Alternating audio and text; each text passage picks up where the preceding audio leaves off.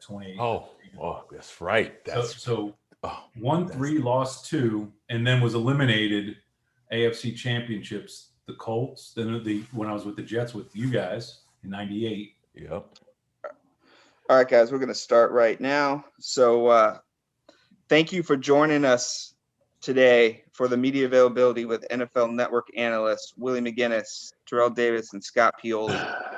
As a reminder, to ask a question, please utilize the raise hand function. Before we take questions, I wanted to provide a couple of programming notes regarding NFL Network's Super Bowl week coverage. NFL Network provides more than 70 hours of live Super Bowl week coverage throughout the week from Tampa, Los Angeles, and various locations. On Super Bowl Sunday, NFL Network provides more than 11 hours of pregame and postgame coverage, beginning with an 8.5-hour edition of NFL Game Day Morning at 9 a.m. Eastern Time. For further details on all of NFL Network Super Bowl coverage, please follow at NFL Media on Twitter. All right, so we're going to start the question and answer portion of today's call. Again, to ask a question, please utilize the raised hand function. Our first question comes from Jim Wyatt with the Tennessee Titans. Jim, you may now ask your question. Got one for Terrell, and then I was going to have another for Scott and Willie to weigh in. I guess, Terrell, what you've seen from Derrick Henry to this point in his career, what has stood out the most to you, and do you think he can keep it going for years to come? I talked to Eddie George, said he doesn't think he takes the same pounding that you and than him did back in the day. Oh, wow. I mean, he just seems to get stronger, whether it's during the season or during a game. The more you get the ball to him, man, he seems to just have a tank of energy that never runs out. And he's uniquely built. I've never seen a back as tall, as weight as much. You know what I mean? And he just and he's not stiff. He's flexible. The guy, we see him hurdle over players, but then it's like, he doesn't have the biggest legs, but he's just tough to bring down. He's always been that way from high school to college and now in the pros. He's a mismatch for our defense. When you talk about the secondary, nobody wants to tackle him. But uniquely, I think for him, like I said, he's got a lot of gas in that tank, man, and he just gets stronger as the game goes on, and the season goes on. And Scott and Willie, I've got a Mike Vrabel question for you. What do you remember about him as a pass catcher in Super Bowls, and how much did he relish that opportunity? How much did he maybe take pride in being a go-to guy on the other side of the ball? I just remember it starting in practice as something he wanted to do, and he was begging the coaches to put him in and let him be the tight end. And, he was talking about how great his hands were, and he was such a good, catcher. He didn't care about the blocking aspect of it down there when we wanted to run the ball, but when we had our specialty pass plays, it kind of started in practice. And I think they gave him a rep, and he looked all right, and it pretty much started from there. Mike was always an athletic, big, fast guy. He was smart. But, when he also was a special teamer, he played a lot of special teams. So I guess that was kind of his reward to kind of throw him a bone. We didn't know he was going to become like the guy that has 6 or 7 touchdowns in the playoffs and Super Bowls and during the regular season or whatever it is. But it worked out.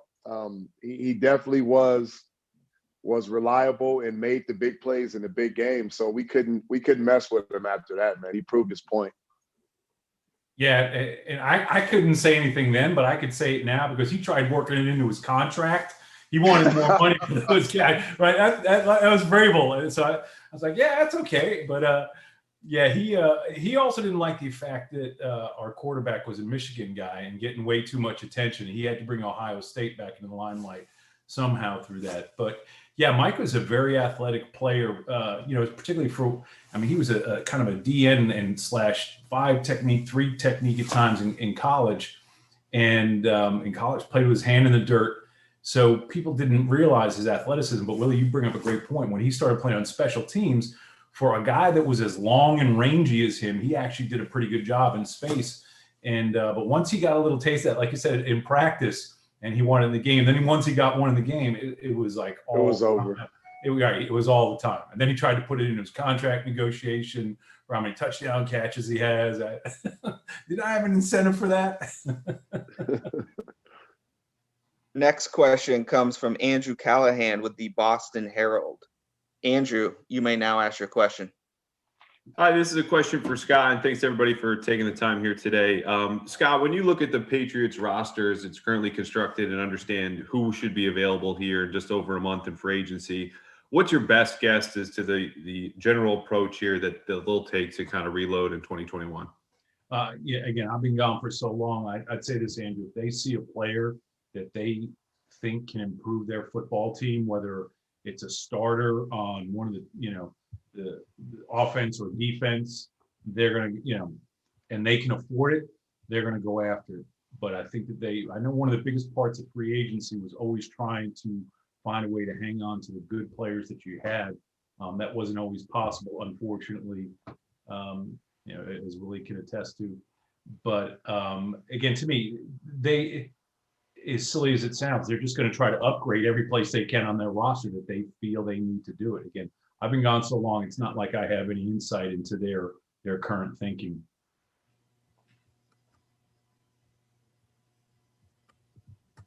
Next question comes from Joe Fan with NBC Sports Northwest. Joe, you may now ask your question. Hey, questions for Scott. I'm curious what you make of the Jamal Adams contract situation. They trade 2 first-round picks for him without a deal in place.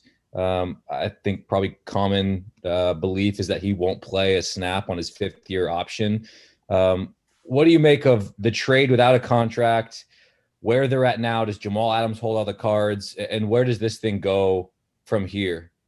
Well, anytime you trade for a player whose contract's getting ready to expire or they're heading into the end of a contract, there's a big risk. And what you try to do, I know in the past when we did things like that, we would try to have some sort of have the ability before the trade was consummated to have a conversation with the agent and the player to see if there was the likelihood of getting a contract done or get a trade and then the contract done. Initially when I first saw it, I'm someone who loves to collect draft picks and have as many picks as possible, because to me that's currency and it allows you to have so much flexibility whether you can move up and down the board on draft day or to acquire good players in the draft. So initially I was kind of, I want to see how this works out. But thus far, after one season, it has certainly proven its worth, because I'm sure for what they gave up in terms of picks, what you always have to do is look at the time when that pick comes up, when Seattle's pick is up, look at the board and see if there's a player that was as good as Jamal Adams, that is available that they could have plucked off the board at that point in time. My guess is based on the season and where they're going to be picking this year, there won't be a player as good or certainly as game ready as Jamal Adams. But again, the important part now, can they get the contract done? And clearly Jamal holds a lot of the cards right now, but Seattle's always found a way to work out and get good contracts done for players of theirs that they want to keep. Next question comes from Terrell Paler with Yahoo Sports. Terrell, you may now ask your question. Thanks for doing this. I really appreciate it. I got a question for all three of you that I think, it applies to all of you guys, and a bonus one for Terrell, if you could do that for me, I'd appreciate it. First of all, when a team goes back-to-back, what does that do for that team's legacy? And more importantly, what does it do for the players when they look back on it years later on that back-to-back team? And then Terrell, you knocked off a team trying to do it. So how do you, when you're a team knocking off a team, knocking that off, keeping them from doing it, what does that do for the team that thwarts it? What's up, Terrell? How you doing, brother? Good to see you, man, or hear from you. I'll tell you this. I remember we were the last team to go back-to-back, and then the Patriots were going for their back-to-back title. Mm-hmm. And of course, you don't want them to win it because you want to be the last team to be the back-to-back champs. Mm-hmm. So, I was rooting against the Patriots not to win that game because I'm like, we want to hold that distinction of the last team to have done it back-to-back. So, but for us, though, I think the mindset was not that we wanted to go back-to-back. We wanted to win a Super Bowl. And it was like we weren't thinking about last year's game. And it was funny, so I talked to Mike Holmgren this morning on a radio show, And he was talking about, like, he was trying to get the Packers that year to kind of think differently because they were favored so much in that game. Mhm. And he just could not get them to understand that, listen, this team is very good. If you don't play your best football, you're going to lose this game. Mhm. And so it helped us to have that mentality when we went to play the Falcons the next year. We were the Packers the year before, and we realized that if we don't bring our A game in a game like this, it's a 1-game series. This is not a 3-game series or 5-game series. We can lose this game. So Gotcha. we were singularly focused on winning one game and understanding that we had to bring our best game to beat the Falcons that year. So that was kind of our mindset during that time. Thank you. But yeah, I hated on the Patriots, so y'all wouldn't win that one. Yeah, Willie, I was hating Get on in you. line. Willie, Scott, what did it do for you guys? Go ahead, Scott. No, go ahead, Willie. He wants to know the player's perspective. I think we wasn't allowed to think. We were conditioned not to even talk about back-to-back or any of those when we entered, the first Super Bowl. I think we had our tunnel vision was just our preparation and getting ready for the game. We wasn't even able to talk dynasty. I think the media coverage and everybody else around us started talking dynasty and all those different things. And as far as back-to-back, what you've done the previous year really doesn't do anything for the current game and situation you're in now, besides give more motivation to the team you're playing against. Because everybody's talking about you being the defending champs and you got the target on your back and everybody wants to knock you off. And I think it makes it a tougher game and it makes it more intense because that's the goal. It's like the regular season. If you're the defending champ, like the Kansas City Chiefs this year, every team playing against them, regardless of their record or how they're playing, they're going to get up for that game because they're playing the champs.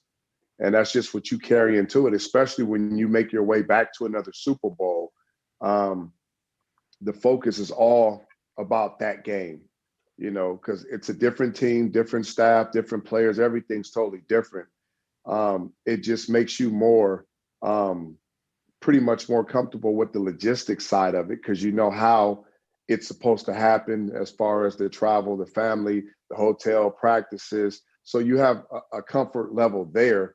But as far as the game, nothing from the previous year or that's happened in the past, you can use to your advantage. Besides that, the logistical part of it and understanding how much more time you're going to have at halftime or pregame and all those different things. So we just were conditioned different in our locker room not to think back to back and get into all those things as far as just focus on the opponent, what we need to do here. And we'll talk about everything else afterwards.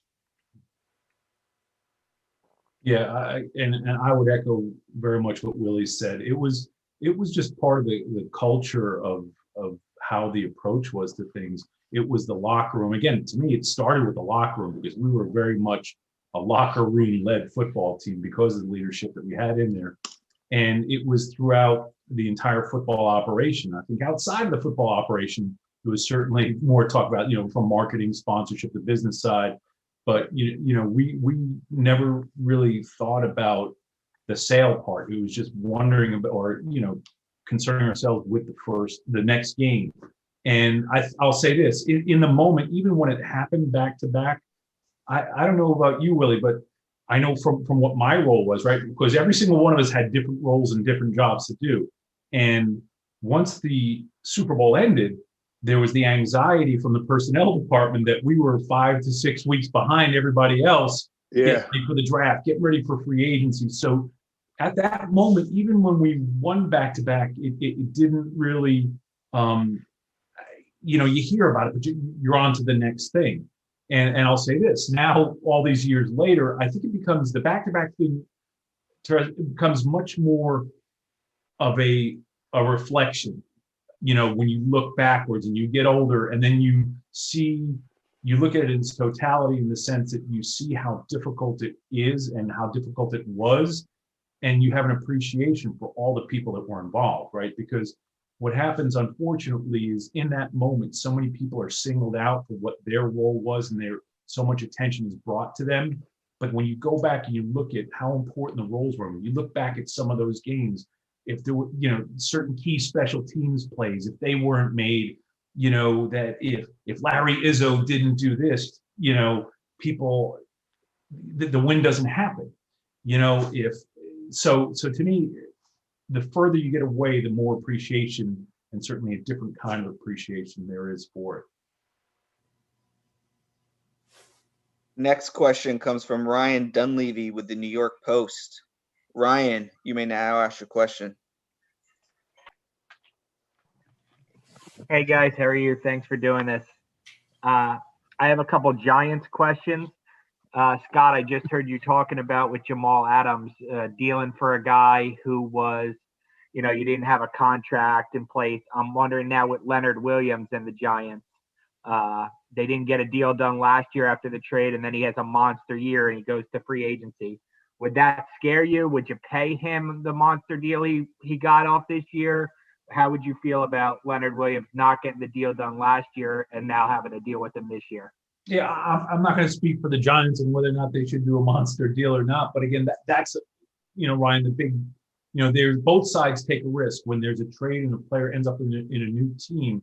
Before you, if you don't know the player, not just how he performs or how he fits in with the culture, and if he's a part of your culture, maybe that's part of the reason that you don't pay him, because essentially a player like Leonard is probably going, whether he had a monster year or not, he was going to command a big second contract, because very often second contracts for high drafted players are large. So they wanted, again, I'm not going to speak for them, but if you're in that situation, you generally want to see if he's going to be a culture fit. So there's the risk of finding out that he becomes a very good player and he is a culture fit, but so that it's a very difficult balance. But the other thing is, Leonard Williams has now been with two different places, and he will understand, obviously he wants to get paid. He should get paid. Every free agent should get paid. But what happens too, as players get older, they start to think of quality of life and where they want to be. So the Giants took a risk, Leonard took a risk, and this may have worked out in Leonard's, in his favor.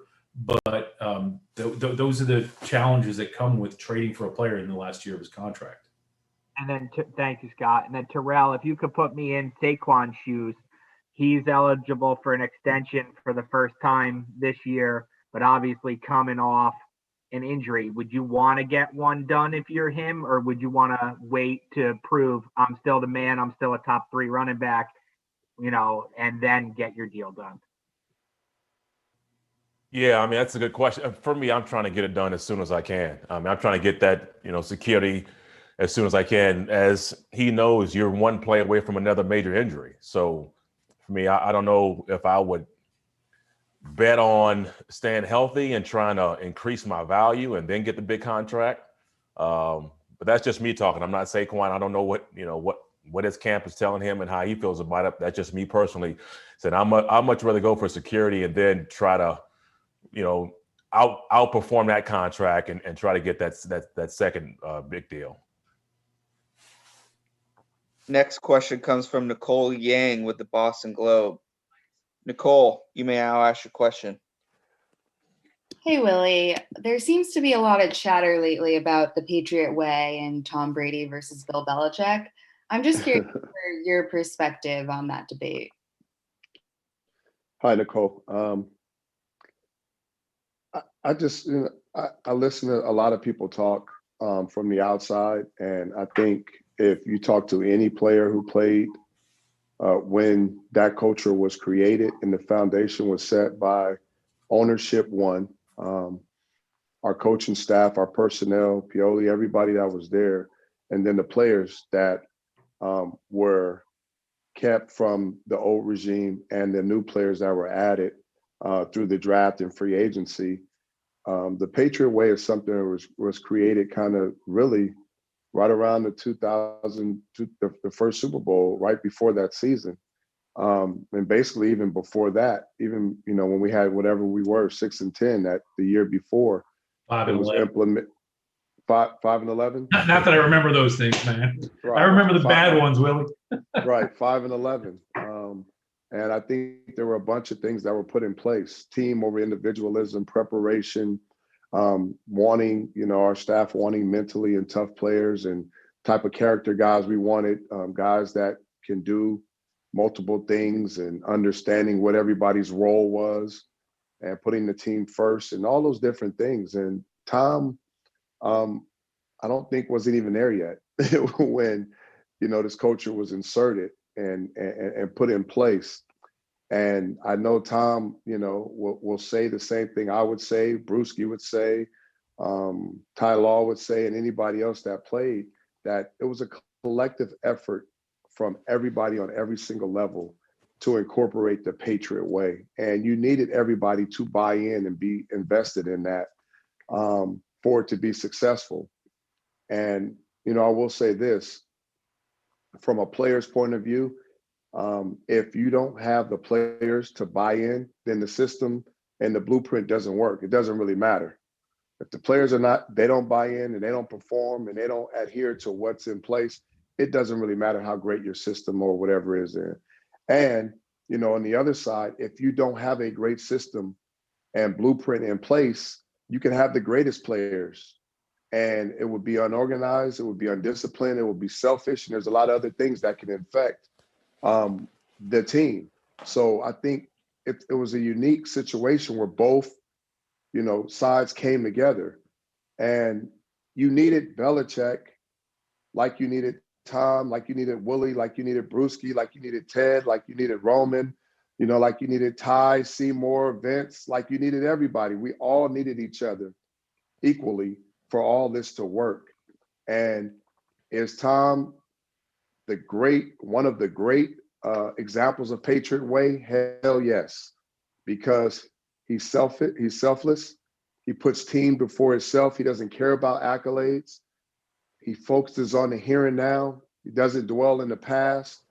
He's a great human being outside of football. Probably one of the best guys I've ever met. He works his ass off. His work ethic is incredible. No matter how much success he has or any of us had, we kept the chip on our shoulder, and our staff found different ways to keep the chip on our shoulder as we were playing. So we didn't become complacent.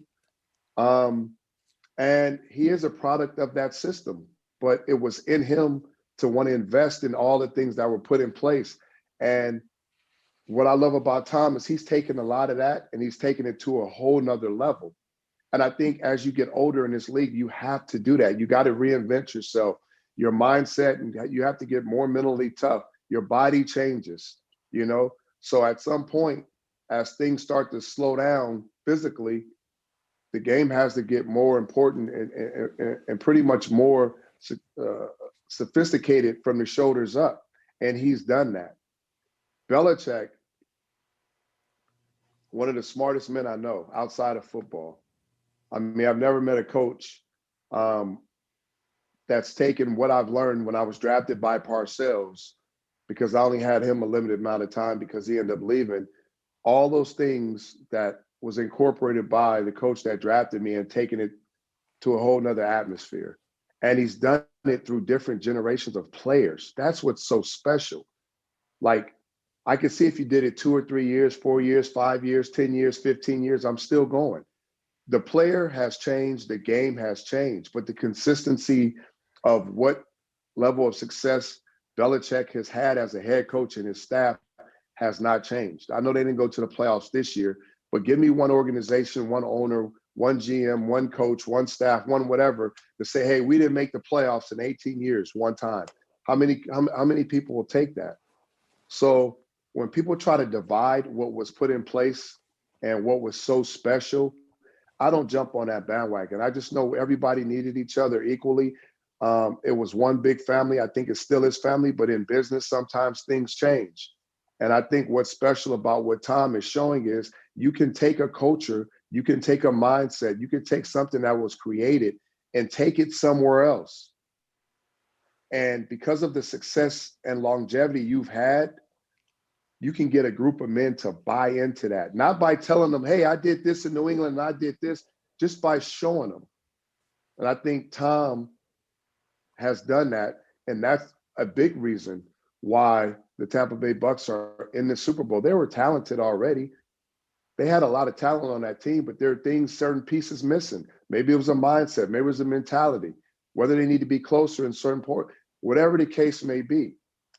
But it was a difference, and you can see it. You can see the way they're talking, you can see the way they're performing. And Tom, yes, is a big reason why we had a lot of success, and he is a big part of that Patriot way and success. So I'm not going to jump on the wagon when I hear people on the outside who don't really have a lot of information or they don't know, the truth.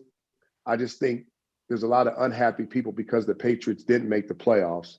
And the one guy who has led that team to the playoffs for so many years is not there anymore. And I understand that. Sorry, I went a little long. Way to have nothing to say about that issue, Willie. It's not an issue. It's only an issue to the people who don't understand it. That's true. That's true. It's really not an issue. Our next question comes from Jared Larson with the News Review. Jared, you may now ask your question. Thank you. Terrell, may I get your thoughts on Chicago Bear David Montgomery, who had his first 1,000+ yard rushing season this season? Yeah, I like David Montgomery. I think early in the season, they just didn't know how to quite use him.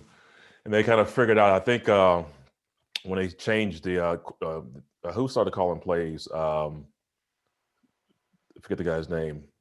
But anyway, I think they started using David a lot better at the end of the season, where he started being more involved in the offense. And so I like his game. Congratulations to him. Obviously, getting 1,000 yards is not an easy task. So I think he certainly has a bright future, I believe.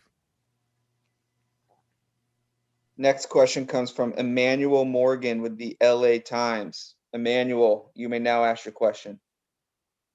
Hi guys, this is kind of an X and O's question, but the Chargers played the Chiefs pretty well earlier, and they only rushed 4. Should Tampa use that strategy, or what do you think the defense should do to kind of stop Mahomes and them? I think when you look at the Bucs, they're perfectly put together to rush 4. And if you look at what they did against Aaron Rodgers last week, 5 sacks, 3 by Shaq Barrett, 2 by JPP, and over 8 pressures. And then the week before, they were a reason why the 4 turnovers happened with Drew Brees because of the pressure. Todd Bowles has done a great job of mixing coverages on the back end. And if you look at all the pressures they've had, they've done it with only 4 and sometimes 5. So not a slap in the face against the Patriots, but when the Giants had success against the Patriots, they rushed 4 the entire game. But you got to have that, that group up front to be able to do that on a consistent basis, to drop 7. And against the Chiefs, you got to make sure you got everybody covered. Some guys you got to have double covered. So if the Bucs could continue to do what they've been doing in the playoffs, to some of the greatest quarterbacks in our time we've seen, Drew Brees and Aaron Rodgers against Pat Mahomes, keep them contained, run some games up front, some 4-man games, 2-man games, and occasionally bring Devin White or Levante David on some blitzes. I think that'll be special. But what goes with that, and what a lot of people are scared to do against the Chiefs, you have to disrupt the receivers. You can't let them come off the ball untouched. And I know they're fast and explosive, but when you throw off the timing of the receivers and you don't let them get into their routes, Mahomes has to hold the ball. And if he holds the ball, it allows the pressure to get there. You could do it in a lot of different ways. Cover 2, jam. You could play 2-man jam, or you could play straight up man-to-man jam, or whatever it is. You got to get your hands on the receivers, and especially Travis Kelce, to allow the pressure to get there. And if you don't do that, you let those guys run. It doesn't matter how great the blitz is or the rush is, the ball's going to come out fast. That's Super Bowl 36, Willie. That's exactly what part of what you had to do. Greatest show on turf. Yeah. Yeah, and you got to slow them down. The other thing I want to follow up on Willie talking about that too, in terms of the blueprint, and I hear that a lot. And not only what the Chargers blueprint was, but it goes back to something else that Willie was saying. You can have a system or a model and a blueprint all day long if that you want. If you don't have the players, and then the players don't execute, the blueprint doesn't matter. It just X's and O's on paper. But you need to have good players and the right players in order to execute whatever scheme is dreamed up. And I'll add, I think what Willie talked about, how they're perfectly suited for this offense. I mean, they have two of the fastest linebackers, Levante David and who's the other guy? Devin White. So and their job is really, I mean, to really contain that sort of horizontal speed that the Chiefs always like to do, whether it's that little pop pass, whether it's jet sweeps, whether it's getting Tyreek Hill in motion and trying to outflank the defensive end. They've got linebackers who've got tremendous speed. And I think that's important against a team that has speed. The other thing too is that the conditions might be wet in Tampa, and I'm curious to see how that affects the Chiefs' offense when they run those kind of horizontal stretch, plays, because we know that when it's a slippery surface, man, that negates speed a lot, and so you can't just turn a corner, put your foot in the ground, and just get upfield as quickly as you like. So I think that's something to look out for. And the other thing, really quick, Eric Fisher, left tackle, is out. So I think Mike Reimers is going to have to move from right tackle to left tackle. Yeah. And Andrew Wiley's going to have to move from right guard to right tackle. And Wisnowski's going to have to move to center. So now you got three new guys playing three new positions in the biggest game of the year against guys that are already understood who they were going against. So that within itself, guys learning a new position, it's the reason why the right tackle don't play left tackle. And it's the reason why guards play inside and not outside at tackle position. So that's going to be a task. I think that advantage kind of goes to the Bucs, because if you don't have guys used to playing the same position at the O-line, that's tough. And that's three positions we're talking about. It's not just one guy moving. You got three guys changing spots, and the game is won in the trenches. TD will tell you that. The game is won in the trenches. So if you got to win, if you got to run the ball a little bit more, or if it turns out to be a nice day and you got to pass, those one-on-one battles are going to be something to pay attention to. Next question comes from Elaine Poupar with Sports Illustrated. Elaine, you may now ask your question. Hey, fellas, thanks for doing this. My question is for Scott, and Willie and Terrell. Feel free to chime in afterwards if you would like. But I'm wondering, if you're the Miami Dolphins and you have the opportunity, do you go all out to get Deshaun Watson, or do you stick with Tua, stay the course, and build around him? From a personnel standpoint, again, as any outsider, I don't think you can sit here and have a real opinion on that, because the only people that know what kind of progress that Tua made this year and how good he is on a day-to-day basis and how good he's going to be in the pro system, in their system, hey, that was their first pick overall last year. They obviously liked a lot of things about him. To move on from a player this quickly would be strange, but again, everyone wants to talk about Deshaun Watson and the shiny thing over there. Well, the teams that move on, only they know how good their players. And again, they jumped on Tua, they like him. Only they know whether or not it's time to move on or not. But I can't imagine it's less than 12 months that they're looking to move on from him. And I don't think their head coach, Brian Flores, is erratic, and he just jumps and makes decisions like that. Scott, I think you said it. You drafted Tua number one overall, but I'm not saying every number one pick is worthy of the number one pick at the quarterback position, because we've seen that go up and down. But when you draft a guy that high, you start to devise your team and system around that guy.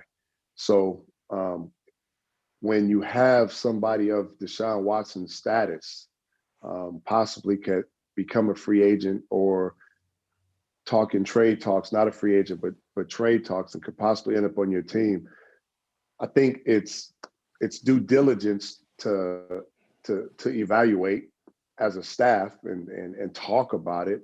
But you look at what you have, I think you're in good position. I watched Tua play a lot of games this year. The way he just came in and what he was able to do, I thought was special. I think he is a special talent. He is a special player, and he had a lot more production in the games this year than I've seen guys that's been in the league 4 or 5 years. So from looking from the outside, as a player. I think they're fine on what they have. I think they should just build around what they have. They had a great year. And yeah, for me, I mean, I'm hit on Willie and Scott's points there. I think for Willie talk about, yeah, you certainly look at it. I mean, I'm certainly going to try to peek over there and take a look at it and see what's going on in the hood, man. Shoot, because Deshaun Watson is a special talent. We know what he is. There's no mystery about Deshaun Watson. So I've got to entertain that.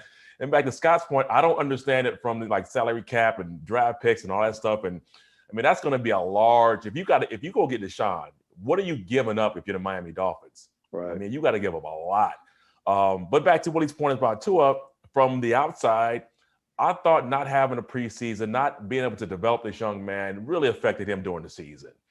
And so I'm not quick to jump off that wagon so fast. I think they need to go ahead and look at Deshaun, but feel comfortable that if you don't pull that trigger, you still have a quarterback that ultimately could be your franchise quarterback. That's the outside 30,000 foot view from outside of Miami. And I'll add that too. The other part is we weren't even sure if Tua was going to be able to play this year. This guy had a traumatic, a significant injury. I mean, that was a real injury. So we didn't even have. I understand he was out there, but I guarantee you, whatever he was this year, it wasn't close to his 100%. So good point. You know, and only they know what his real health is. So those are the other factors. That's why I say when you're on the outside, there's so much that you don't know.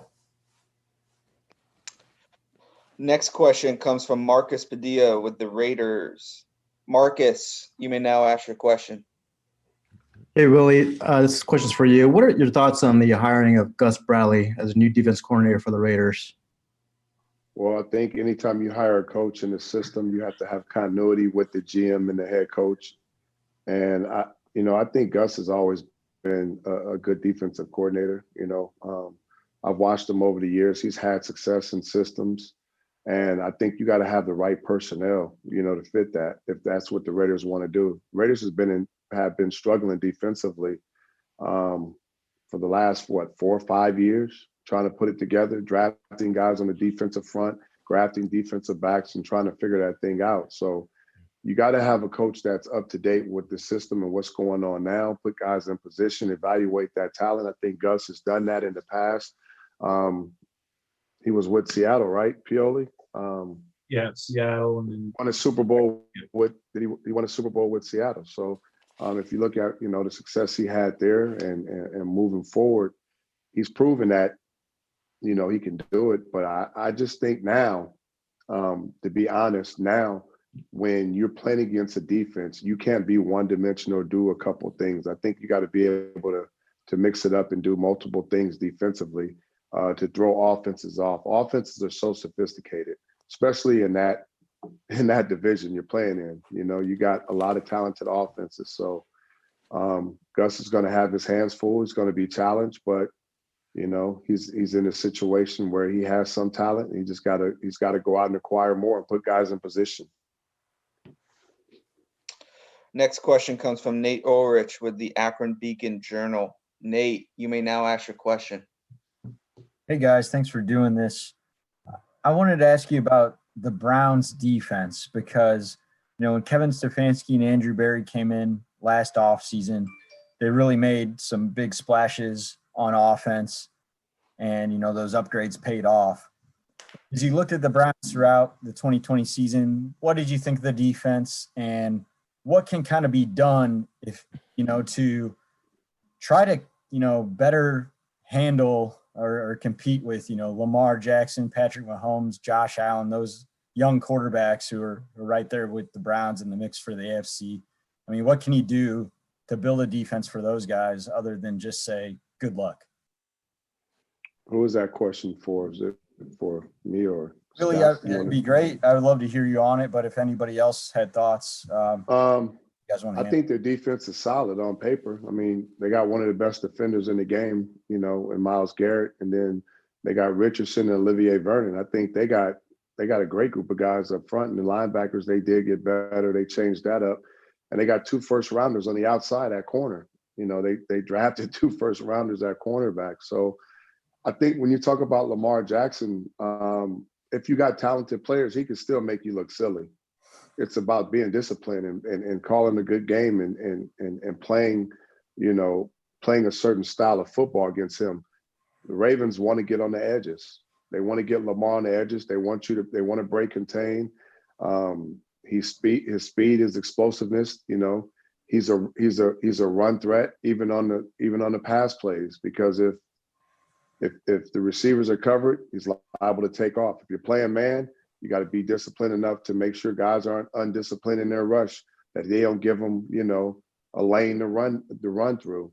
If they're trying to get outside, you got to contain. If your job is to go down and crash and blow everything up first threat, you got to be able to do that. They test you, as a defense to being disciplined. I think when you look at Cleveland, this is one of the more well-balanced teams on both sides of the ball in the NFL. They've got a lot of talent defensively. And I just think, they had a good year. They got into the playoffs, something they hadn't done in a while.